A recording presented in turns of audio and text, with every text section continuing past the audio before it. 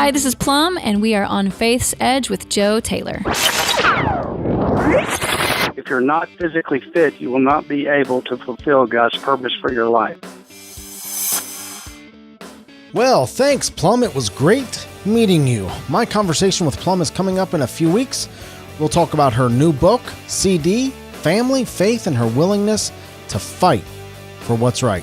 Welcome to the 110th episode of On Faith's Edge. My name is Joe Taylor, recovering atheist and your servant in Jesus Christ. This is your place to hear conversations about God and living a life of faith in Jesus Christ. I just turned 51 years old over the past few months, let's just call it that.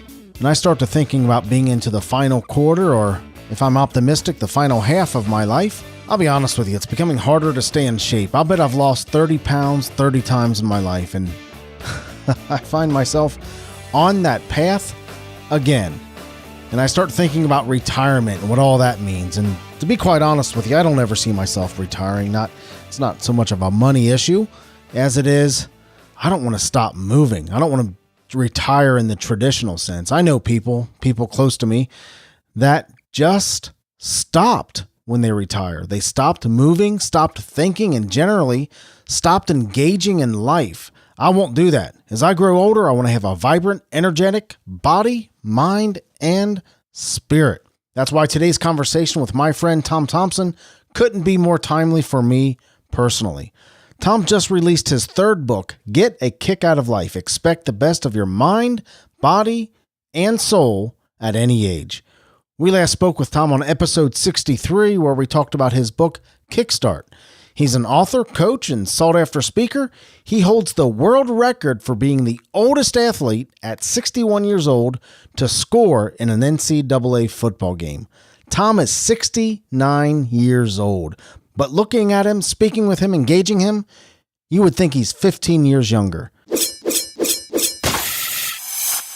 We first met Tom Thompson back on episode 63, titled Faith, Goals, and Poop. During that conversation, we talked deeply about his faith and his first book, Kickstart. Tom, in that interview, you compared coming to God to walking in a field of poop. We talked about how you partied with Elvis, your NCAA record-setting kick, and of course, your book, Kickstart.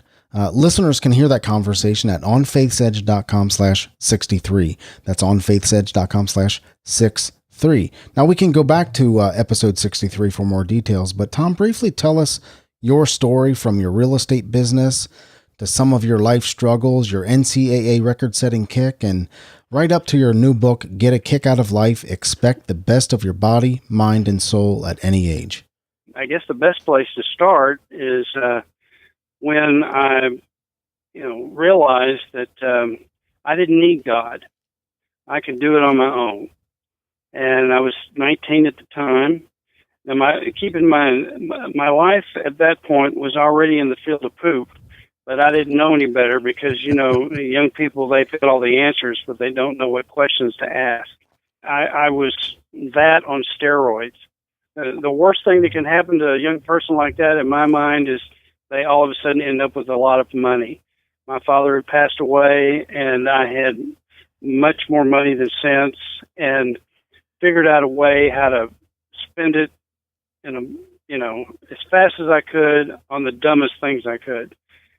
Along the way, a merciful God just sort of let me bump up against some things to know that if I kept going, I can be destroyed. I would use those moments to kind of tilt back to normalcy, if you will.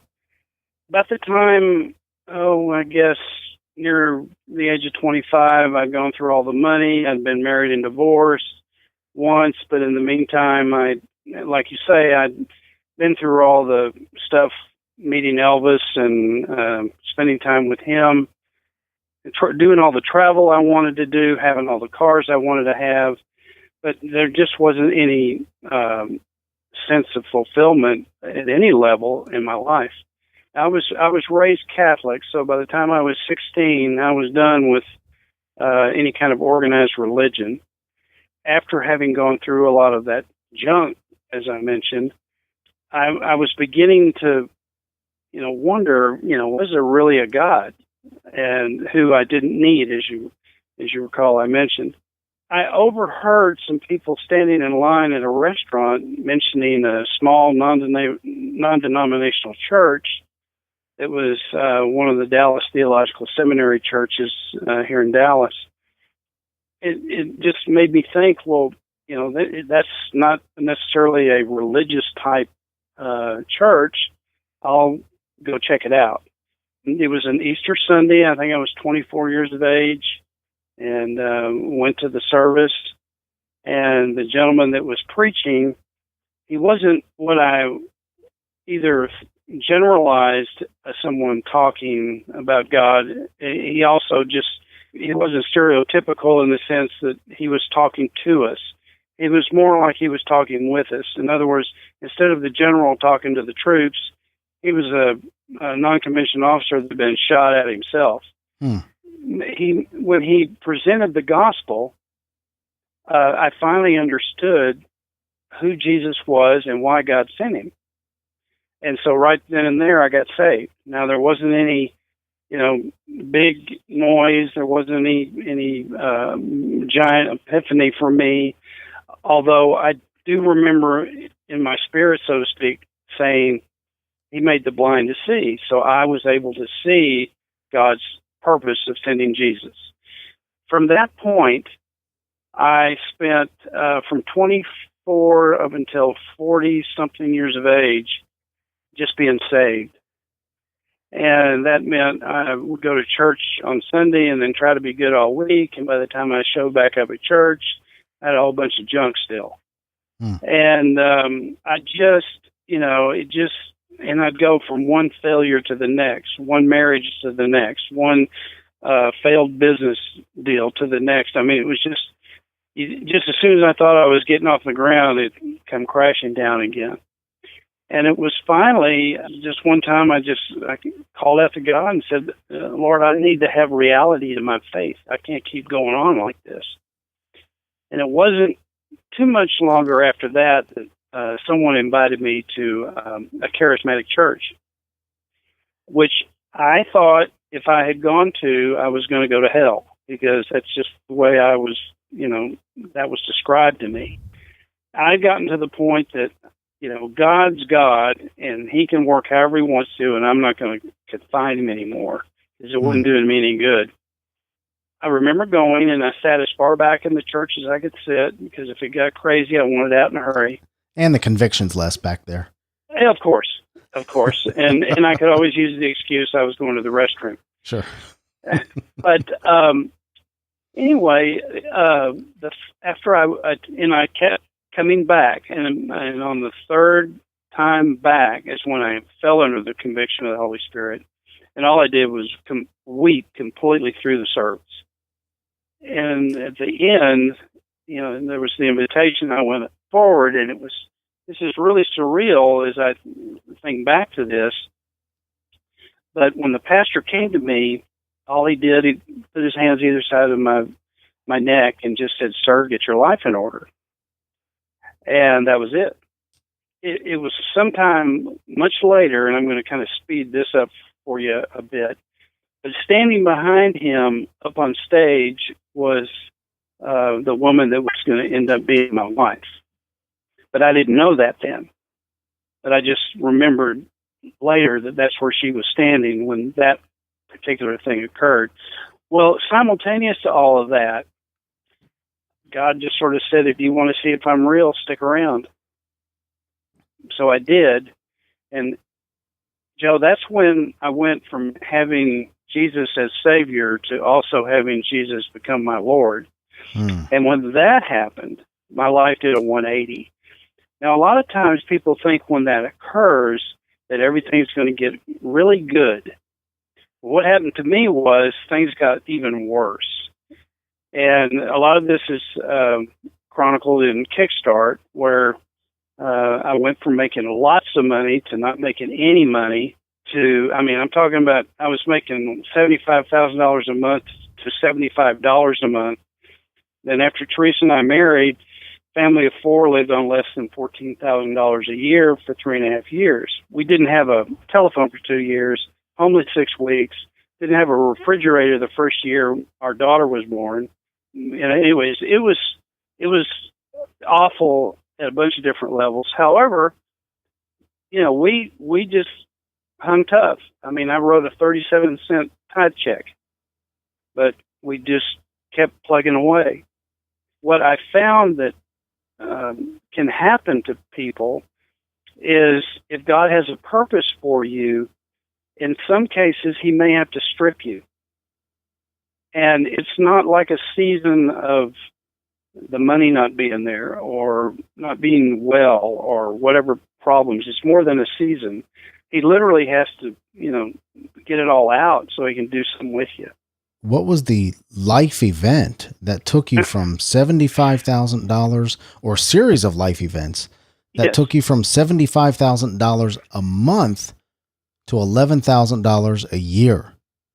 Well, here's what happened. When I got serious with God, he told me, just kind of told me and showed me that you're not supposed to be in the real estate business. Because I was getting to the place, Joe, I would be sick to my stomach going to my office. That's just not right. My heart was in health and fitness. And I remembered when I was, one day I was running around the track at the Cooper Fitness Center in Dallas, Texas, and looking up in the sky and saying, Lord, I'd love to earn my living here. Well, it wasn't months after that closed down my real estate business, and a lot of that had to do with the market.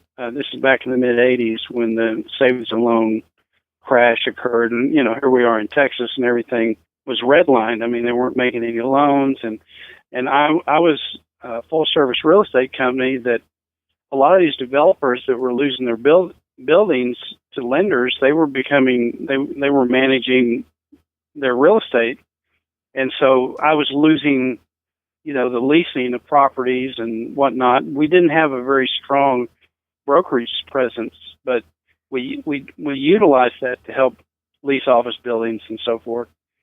But anyway, I went from 33 buildings down to 3 buildings in about 45 days because your management contracts are 30 days in length with it. They can cancel you with 30 days notice. And that's how I ended up out of the business. And I had been a member at the Cooper Fitness Center, and I was about that same time asked if I would come on staff as a personal trainer and be the head martial arts instructor. And I did. And it was all with the support of my wife. Everything I've done or we've done because we've agreed to it. And I'll never forget this. She's the one that encouraged me to go back to school at the age of 45 in the midst of all this. So that brings us to school. Oh, yeah. I didn't finish. I hated school, Joe. I hated school. I only went to school when I had to because it was the law and I enjoyed sports. But my grades were never good enough to let me stay on the team long enough to make any difference. And what's ironic is in the book Kickstart, I ended up being too old to play high school football, but ended up being able to play when I was 61. Now that shows God has a sense of humor. You went to what college? I was going to go play college football. I had 3 or 4 scholarship offers, and I was going to go do that when my father contracted cancer.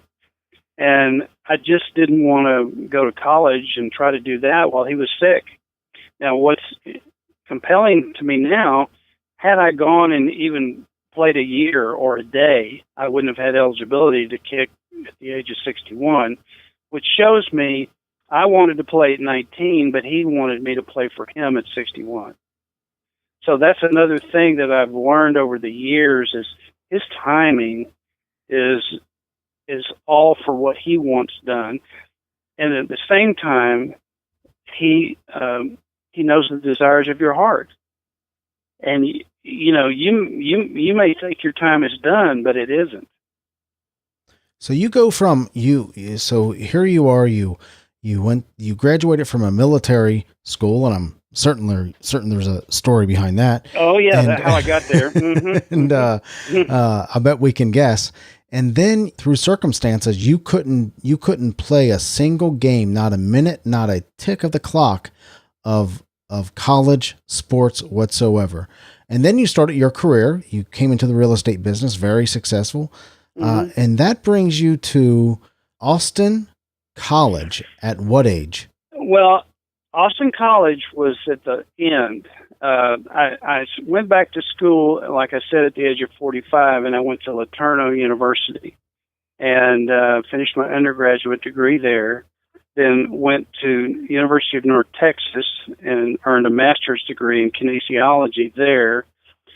I laid out a year only because I couldn't find where I needed to go for the doctorate that I was going to work on. I originally thought I was going to go to the same place, University of Texas, North Texas, but they were requiring me to take more hours, and I just graduated from the School of Education. I didn't understand all that.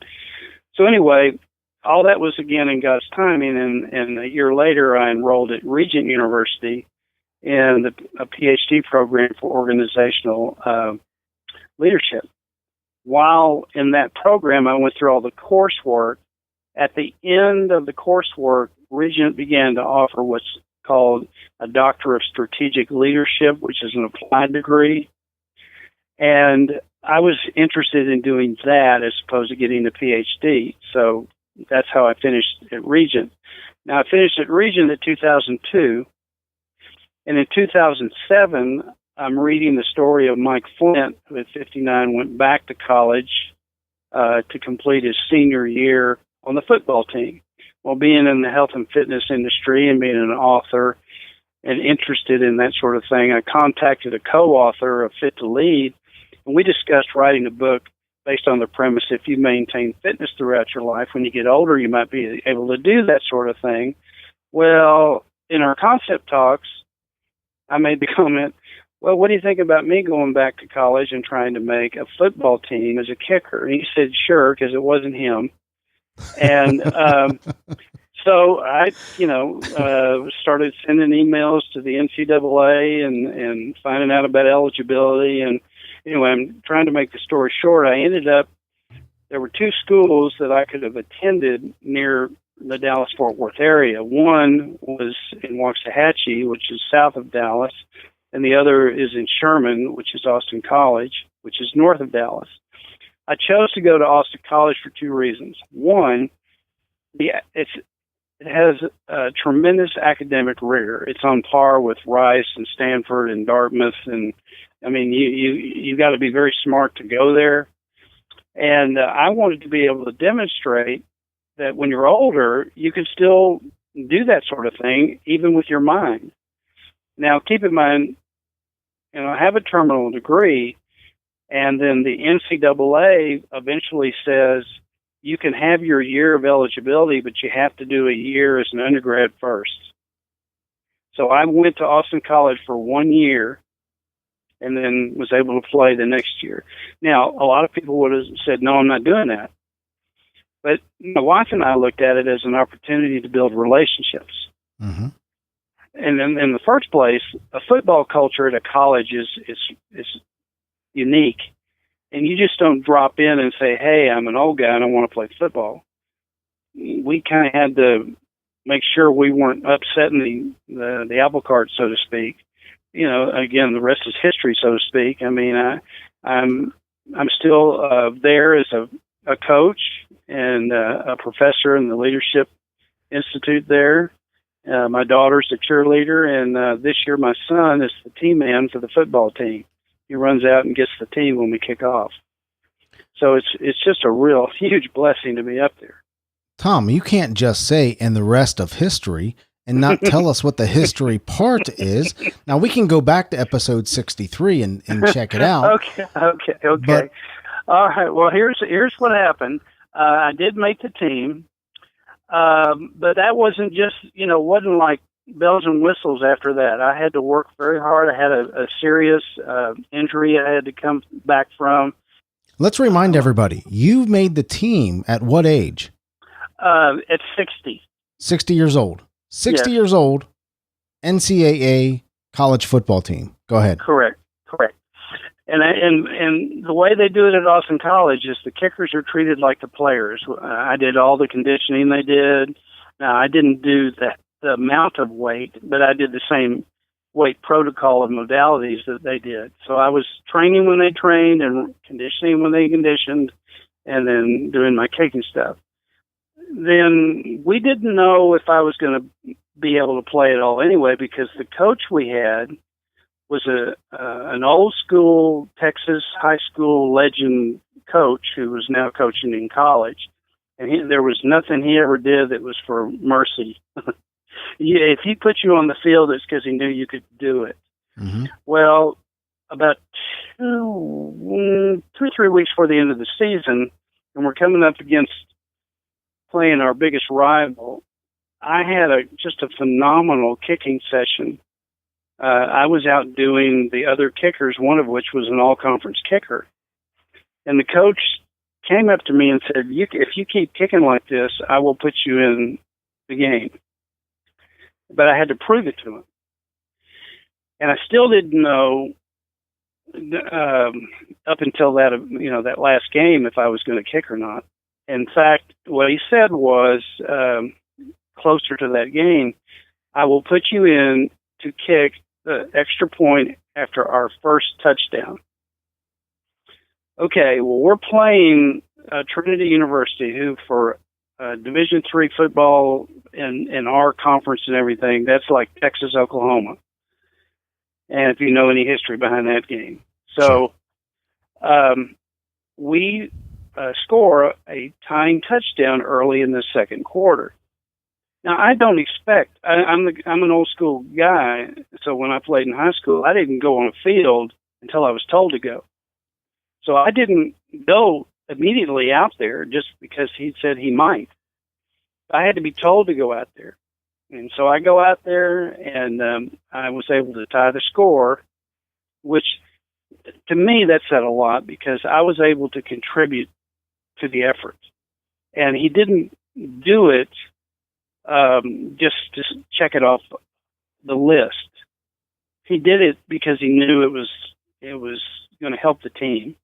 So anyway, and oh, by the way, for the first 2 years, because he and I were fairly close in age, I made a point not to act chummy with him or try to get close to him. I treated him like I would any player should treat a coach, and vice versa. In fact, he wasn't just real excited that I was there in the first place because he didn't like circus act stuff anyway around football. He was very reticent to include any media. It wasn't until after the event that he and I have since become close. And he, in fact, wrote the foreword to Get a Kick Out of Life and is co-authoring our next book. I threw that in there just kind of as connective tissue, but just after the kick took place, you'd have thought we won the conference championship. Everybody was just screaming, going nuts, and which is chronicled on YouTube. And anyway, it's just the whole thing is just continues to be a blessing. Now, the fact is, you were legitimately an NCAA student at a legitimate NCAA college and a legitimate NCAA athlete. And Correct. At the age of 61, you became the oldest football player in NCAA history and the oldest NCAA football player to score a point in a game. That's correct. Not if I understand right, that's any point in any game in any sport. Is that right? No, I think there's some people that have been older that have played basketball, but I'm not really sure. And honestly, Joe, I didn't go up there to set those kind of records. That was just a byproduct, and it's been great. I mean, they sent my jersey to the Hall of Fame. That kind of stuff is all icing on the cake, so to speak. But the big takeaway for Tom has been the relationships and the ongoing quality of life that I enjoy just from, there's a lot of people that if they felt God had told them to go to college and kick a football when they were older, they they say, no, that ain't God. So that brings us through Fit to Lead, Mm-hmm. Kickstart, and Mm-hmm. now up to Get a Kick Out of Life, Expect the Best of Your Body, Mind, and Soul at Any Age. How is this book different from your other books? The thing that most people want out of life is to know how. You can get a consensus pretty fast on why. For example, in the church, we can get the why of why should we love our neighbor. But the thing is, Joe, you're going to love somebody different than I will. And we need to learn how to do it to be able to then do it the most enhanced way for us, where we end up becoming fulfilled in life. That's where a lot of people miss it. They may do a lot of things, but there's not a sense of long-term fulfillment after they've done it. And there's a reason for that. And the reason is most people, when they set goals, they don't set them to their core values. And then if you're not doing that, you'll end up just with a sense of achievement, when, in fact, we want to have that sense of fulfillment. And it's also allows you to be the person God intended you to be, to not just be blessed, but to bless other people. And that's the thing that just doesn't stop. Whereas if you did something like, well, I'm going to go earn a pilot's license, and then after you do that, what's there? It's like people that decide to go do American Ninja Warrior or whatever. Well, what do you do after that? How's it going to keep going? And if you don't have goals set based on your core values, mm-hmm. It's just one empty achievement after another, and you're always searching. Is this book geared towards those of us, and I'm 50 years old, those of us in our last quarter? Well, it can be. I'll give you some genesis and some backstory to this book. I originally got with the co-author that I mentioned that we were going to do the book about being fit when you get older. But we decided to do a book, and the working title was Fourth and Goal. And the idea was, okay, we're in the fourth quarter. How do we set goals? This, that, and the other. Well, then, as we got working through this, we started seeing, you know what? This isn't just for people as they've gotten past a certain point. It needs to be for people when they're getting to where the realities of life are starting to come at them. Like, I wish I'd had a book like this when I was a teenager, because it would have really given me a sense of focus, which is what all of us need. And by demonstrating that the focus should be on those three dimensions of body, mind, and soul, that way you're not distracted. Or at least you don't have the temptation to be distracted and end up in that field of poop we talked about in episode 63. That's what this book does. It takes the things that, a lot of people say, well, how did you, when you came up against all that failure, how'd you keep going? I know you've heard the term autonomous learning. That's really what has to happen. And in that, we develop what's called teachability, or in athletics, you could say coachability. And the thing that I found, if we want to maintain our relevance throughout our life, and whether you're young or you're old, if you have teachability, you'll have relevance.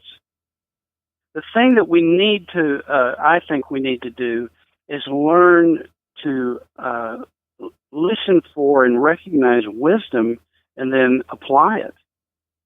And there's so many times that, in the scripture where it says wisdom calls out in the marketplace.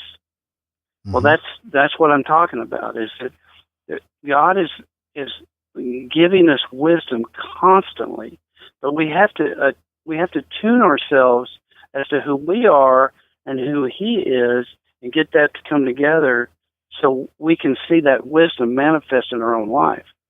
Tom, you and co-authors Dr. Christopher Neck and Alice Sullivan divide this book into three distinct segments: Yes. body, mind, and soul. And what I'd like to do is get a little preview of each segment, which would, of course, give us a preview of the book by discussing a little bit from each segment. Let's start with body, specifically making yourself first, and your thoughts, Tom, on fitness and nutrition.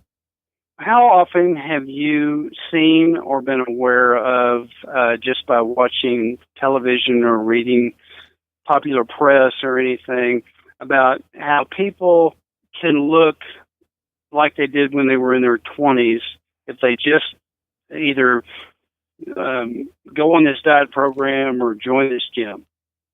I'm reading a book right now, Tom, called Younger Next Year. It was recommended to me by a couple friends. Mm-hmm. And are you familiar with the book? I'm not, but Okay. I'm familiar with the notion. Yeah, it's really it's heavily geared towards a certain type of nutrition, really pretty intense exercise every single day. Let's talk about your ideas on fitness and nutrition. Sure. Well, first of all, Joe, this is something that I discovered when I first got into the health and fitness industry. Think of all the millions of people that occupy this planet, and not one of them is alike. And the same goes for the metabolism. So your metabolism and mine isn't the same. And we can get on whatever diet and whatever nutrition protocol, whatever, and neither one of us are going to look like we think we're supposed to. It's like, you may have heard of Ronnie Coleman. He's a big weightlifter guy. You and I can do his workout from 24/7 for the next 15 years, never look like he does, for a number of different reasons. A lot of it is his metabolism is different than ours. His genetics are different than ours. His age is different than ours, and so on and so forth. We've got to come to grips with the understanding that we're all different. And we can't do anything that is a template. You can do some protocols that have limitations on either end, or with a continuum, so to speak. But what most people are trying to do, Joe, is change how they look. And here's the thing: you're never going to change how you look. Here's why. There's 3 body types, and I'll just and this is in Get a Kick Out of Life. I'll use the easy way, the easy metaphor: carrot, apple, and pear. Those are the 3 body types. There's ectomorph, mesomorph, and endomorph. And you can read what the morphs are if you go to the book. But what I'm saying is, we have to, first of all, accept the body type God gave us. That's simple, but that's very hard, and it can take a long time to do, because we'll look at somebody else and go, man, I really want to look like that, dress like that, all that, like that stuff. And God's trying to get us to understand, first of all, the only comparison you need to make is the one with Jesus, and we already got where that is. Part of our struggle becoming healthy and becoming fit is, because of these 3 different body types, our desire to look in a way that is literally impossible for us to look. Correct. And so we're fighting a losing battle. Correct. And are you saying that we need to understand our body type, and by understanding our body type, we can set realistic expectations for how we're going to look and how we will feel? That's correct. And here's the only global thing that you can rely upon. This is it. It's the only one. The big lie is you can look, act, feel, and function. I mean, you look like you were when you were in your 20s. That's the fib.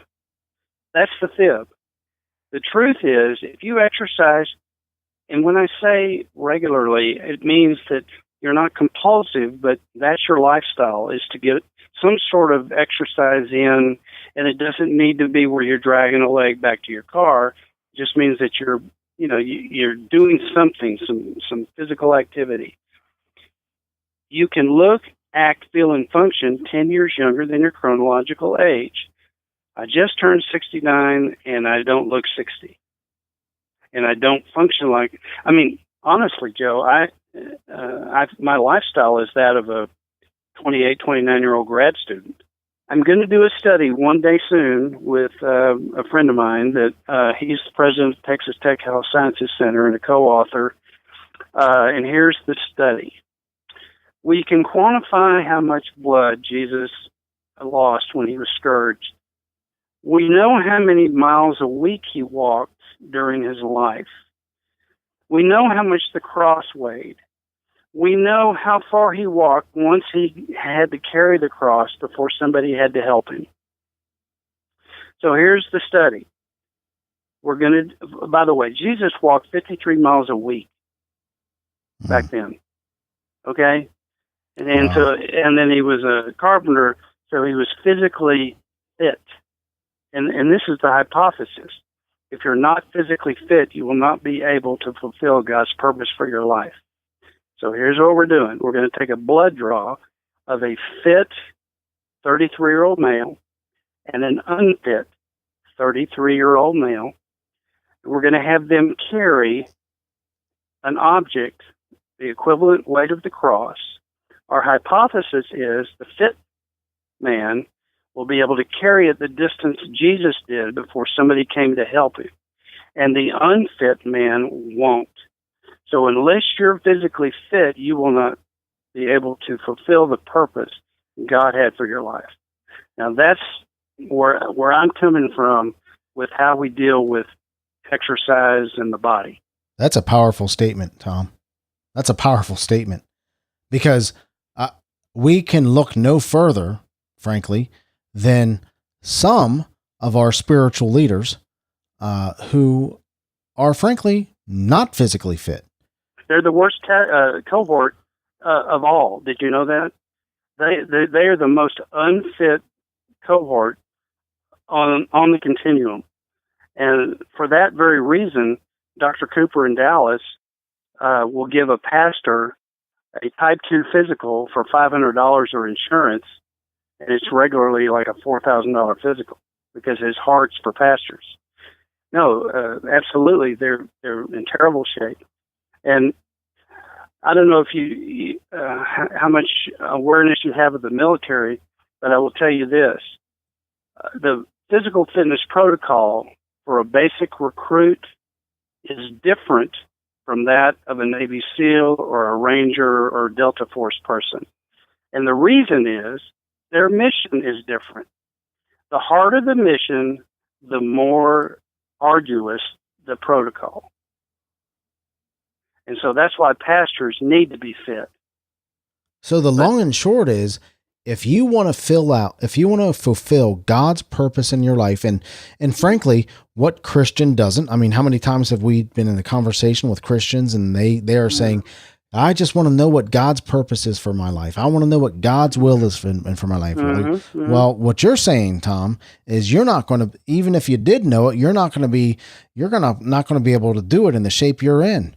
Correct. That's a little crass, I guess, but it sounds like the truth. It's the truth, and that's the thing that people need to hear. And so many people think, well, physical fitness profiteth little. Well, but here's the thing, it profiteth. And the thing is, it doesn't need to be a priority in your life, just a part of your life. That's all. Just something that lets you get the work done. Right. See, the original Greek word for fit is useful. It isn't buff. It isn't, it's none of that. It's useful. So if you're physically fit, you're physically useful. Spiritually fit, you're spiritually useful. And I also there's some work I've done on the link between physical fitness and spiritual fitness. If you're not physically fit, you can't be spiritually fit. Let's move into the mind section of the book. How many people, Joe, do you know want to change their life? Most everybody in some sense. Mm-hmm. But they're not willing to change how they think. So you got to do that first. So if you want the opportunity, only the opportunity for long-term behavioral change, there's two variables, only two, and all they do is give you a chance. They don't guarantee it because there are no guarantees. The first one is you have to change the way you think.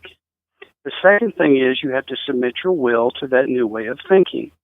And what that does, that carries you past that 8-week period of time where you're wishing, hoping, praying, and everything else to try to get your life to change. And then after 8 weeks, you quit, you go back the old way. Well, these two variables they'll get you out to probably 12 weeks. And then by that time, you're starting to see some serious benefit that cause you to keep going. But it's like I tell people that, all that work I did to kick a football, the coach may not have ever put me in. At least I was ready. Zig Ziglar, who was a great guy and a great motivational speaker, he said this, and I remember this years ago. I heard it in a very small meeting, but it's true. He can tell what somebody's going to be like 5 years from now from two things: the books they read and the people they associate with. And I know people that don't even read books, whether it's on a Kindle or, whatever. They just don't read. And I know people that hang out with friends just because they hung out with them in high school. It's funny that what people fail to realize is the Bible is filled with instruction and wisdom and passages on mindset, on controlling what your thoughts are, dwelling on what in Philippians 4:8 about keeping your mind on whatever is true and pure and right and holy and proper, and dwell on these things, it says. Well, I mean, I know that in our conversation, these things sound simple, but our world has gotten so influenced by Satan's sophistication that it becomes difficult. You talk a lot about goal setting in this book, and specifically setting goals that fit your core values. What is the difference between that idea and the traditional goal setting processes that we've learned in the past? Well, here's one thing, and it's how we set goals. And you see this in young people a lot these days. They will tell you what they're going to do. They'll announce it on Facebook. They'll tell their friends, I'm going to go join the SEALs. I'm going to be a Navy SEAL. And you check back with them 2 years later, they didn't even join the Navy. And it's not what you start or what you announce. What were the last words Jesus said? It is finished. It is finished. I mean, if Christians would just finish.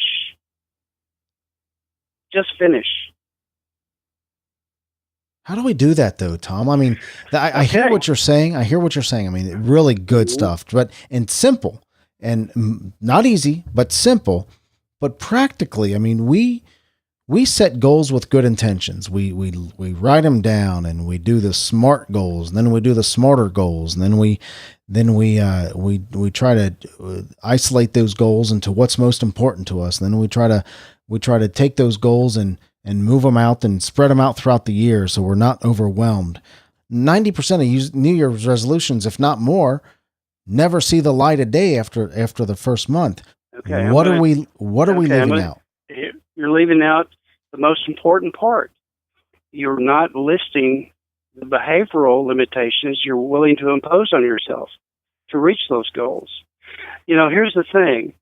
No is powerful. Without a vision, the people perish. And what that says is it means limitations. You have to be disciplined enough to say no to you. Like, if you want to be an Olympic athlete, you are saying no to a social life and so many other things. And people wonder, well, how do you get to do all this? How did you get that to happen? How'd you do this? How'd you do that? Because I said no to a lot of other things. And I said no to myself a lot. And the other thing is, I didn't do it by myself. I did it with my God and my wife. What does it mean to set goals that fit your core values? Who is Joe? What makes up Joe? Have you put together a list of your core values? And most people won't. Most people will set goals, but they won't identify their core values. You have to do that first. You can try to go find your purpose, but without your core values. Is the idea that without the core values, you have nothing to drive your goals? Is that you can drive goals, and the goals can also have an allure. But keep in mind, the closer you get to the end, the more the goal loses its pull to you. That's where it gets, that discipline starts to peak. How many times have you been aware of people that lack 3 hours or a couple of courses to get a college degree? There's a lot of them out there. Sure are. There's a lot of people that get close and then they go, eh. Well, and part of it is, not all of it, but part of it is, it wasn't necessarily tied to their core value. It was just something they felt like they should do or had to do or wanted to do for the moment. Now, this is unique to me, Joe. I'm not saying this is for everybody, but one of the things I found, and this is, you'll see it manifested, or I see it manifested, when men get older and they have these midlife crises and they go back and they buy a muscle car and they do this and they do that. A lot of the things that we wanted to do were in our pre-20s or up to at least 25. And then as we get older, we think, I'm too old. I can't, we give up on that stuff. But those were things that really meant something to us back then. We kind of have, it's kind of like going through a toy box. You kind of have to go through and find the toy that means the most. This is another part of the journey I found with the Lord, is that He loves going through the toy box with you. He loves it. He loves you showing Him what you thought was cool, and you get that time with Him. I'll never forget when I was at my deepest point of disappointment and discouragement on this football journey. My leg hurt, I couldn't kick, and I was still trying to rehab and getting into the season and this, that, and the other. And I just remember turning around. I was out on the field by myself, and I said, God, why are we doing this? This is just awful. And here's what He said, or how I came to my spirit this way. I made you for this. Well, as soon as I knew nothing was going to stop me. That brings us to the third section of the book, the soul. Mm-hmm. You talk about finding a deeper faith and enjoying the journey. It's 3 dimensions, really. You have to learn how to trust God. That's number 1, and I explain how to do it in the book.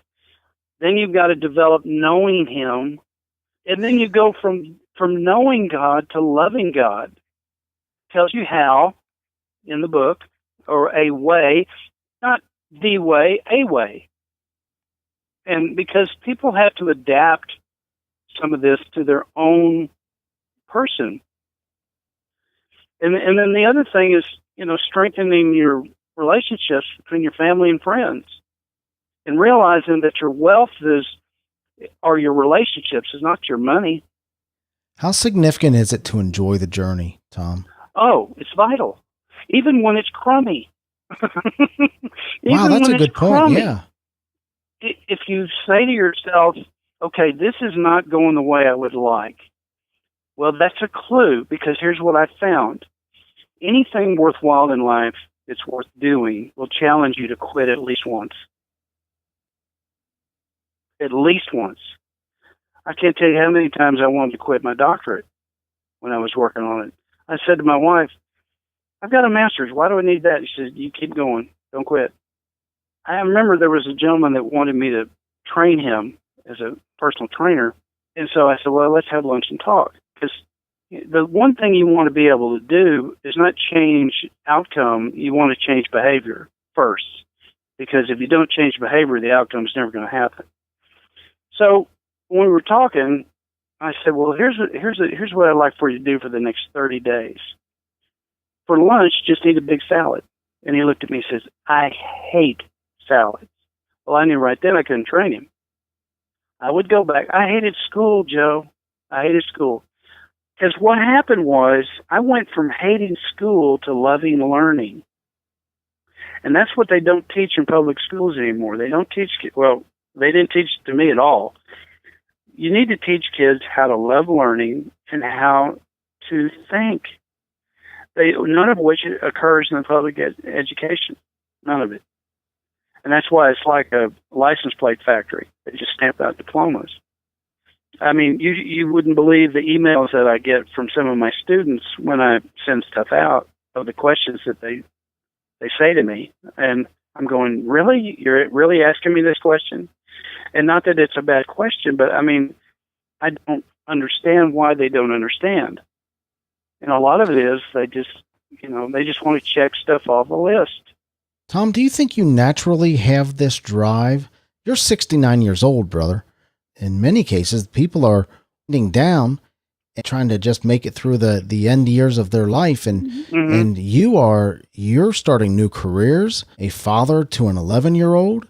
What drives you personally? What gives you the energy? What gives you the stamina? What gives you the focus? It's my faith in God that this is what he wants me to do. It's not about Tom. It's about other people. And that's the drive. It's about helping other people. Kickstart was written if it only helped one person have a different view of God and their life at the moment. And Get a Kick Out of Life is written if it can help just one person figure out how to get their life going in a different direction and be more fulfilling to them. So this isn't about Tom. And, I don't think about the things I've done. I think about the things I'm going to do. And that reminds me of Paul. He presses on, he considers everything he did nothing and then presses on to the goal set before him. And that's just how I am. As we wrap up, how do you hope a person is changed by Get a Kick Out of Life? Well, as I said, that they find their way to enhance those three areas of their life to where they have a much more fulfilling life, and it's rich in the sense that the texture has changed and everything about their life is different. But there's a caveat. This is not going to work for anybody that hasn't made Jesus Lord of their life. Wow, that is so counter to what you typically hear, Tom. Joe, this world is a mess. And it's in a mess for a lot of reasons, but one of which is that the spirit of deception is running rampant, and truth is not valued. If you don't value truth in your own life, all the wisdom in the world ain't going to matter. The book is Get a Kick Out of Life. Expect the best of your body, mind, and soul at any age, by Dr. Tom Thompson. Thank you so much for hanging out, my brother. Hey, Joe, it's always a blessing and a pleasure. Take care. Get a Kick Out of Life is available on Amazon.com. Tom's website is 91kick.com. That's the number 9, the number 1, KICK.com. 91kick.com. These links and his other links can be found in today's show notes at onfaithsedge.com/110. That's onfaithsedge.com/110. I love bringing you these engaging conversations about faith. If this show entertains you, encourages you, informs you, or brings value to your life in any way whatsoever, will you consider financially backing the show through using any Amazon link at onfaithsedge.com? We'll get a modest commission from the purchase, but it doesn't cost you a penny more. Well, that'll wrap up today's show. Thank you to Tom Thompson for being with us, and thank you for listening.